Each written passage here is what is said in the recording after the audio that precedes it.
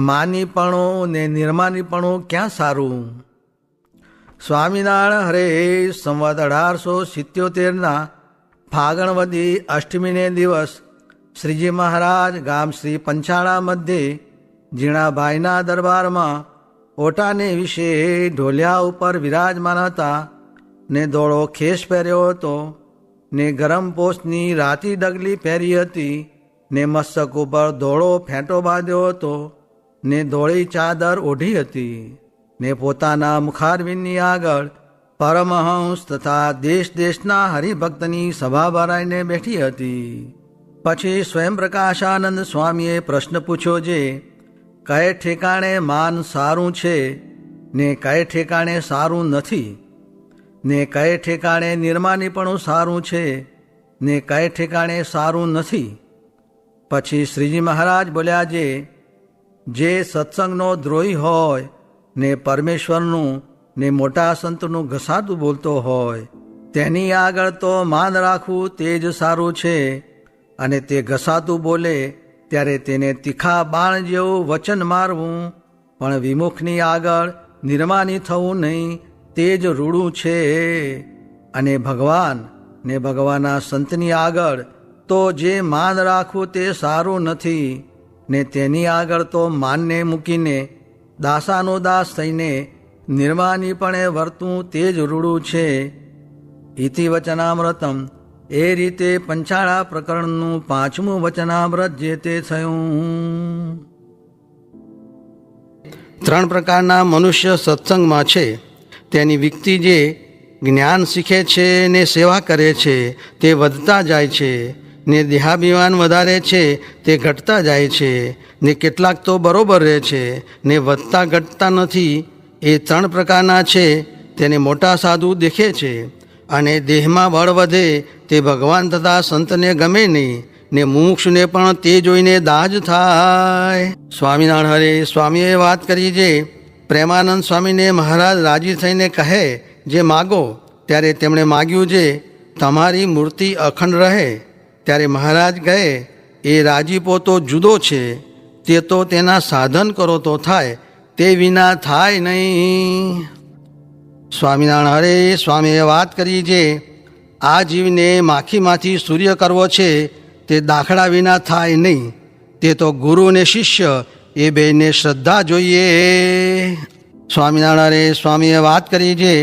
ભક્તિમાં સ્વભાવ વધે ને ધ્યાનમાં દેહાભિમાન વધે, એ 2 ગુણમાં 2 દોષ જાણવા ને તે ટાળવા. સ્વામિનારાયણ સ્વામીએ વાત કરી છે. ગુણમાં દોષ રહ્યા છે તે શું છે? પોતે ત્યાગ રાખે ને બીજાનો દોષ આવે, ને પોતે ન સૂએ ને જે સૂએ તેનો અવગુણ લે, ઇત્યાદિ બહુ વાત છે તે અવશ્ય સમજવાની છે. સ્વામિનારાયણ સ્વામીએ વાત કરી છે. ભગવાનમાં જોડાવું કા સાધુમાં જોડાવું? ત્યારે પૂછું છે ભગવાનમાં જોડાણો હોય તે કેમ જણાય, ને સાધુમાં જોડાણો હોય તે કેમ જણાય? પછી સ્વામી બોલ્યા છે, ભગવાનમાં જોડાણો હોય તેને ભગવાનના ચિહ્ન, ચરિત્ર ને સ્વાભાવિક ચેષ્ટા તે હોરાત્રિ કર્યા સાંભળ્યા વિના રહેવાય નહીં. ને સાધુમાં જોડાણો હોય તેનાથી દર્શન, સેવા ને વાતું તે હોરાત્રિ કર્યા સાંભળ્યા વિના રહેવાય નહીં. ત્યારે જાણીએ જે સાધુમાં જોડાણો છે. વળી એમ વાત કરી છે, જેટલો સાધુમાં જીવ બંધાણો છે તેટલો સત્સંગ છે, ને જેટલો જીવ બંધાણો નથી તેટલો કુસંગ છે. ત્યારે પૂછ્યું છે, આવી રીતે સાધુમાં જીવ બંધાણો હોય તો પણ તે સત્સંગમાંથી નીકળી કેમ જાય છે? પછી સ્વામી બોલ્યા છે, એવી રીતે સાધુમાં જીવ બંધાણો નથી, ને જો બંધાણો હોય તો જાય નહીં.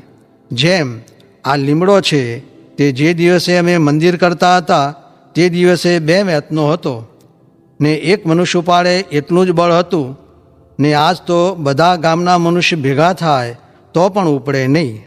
તેમ ઘણા દિવસ રહીને સત્સંગમાં જીવ બાંધ્યો હોય તો પંચ વિષય કે કામાદિક દોષનો પાડ્યો સત્સંગમાંથી પડે નહીં.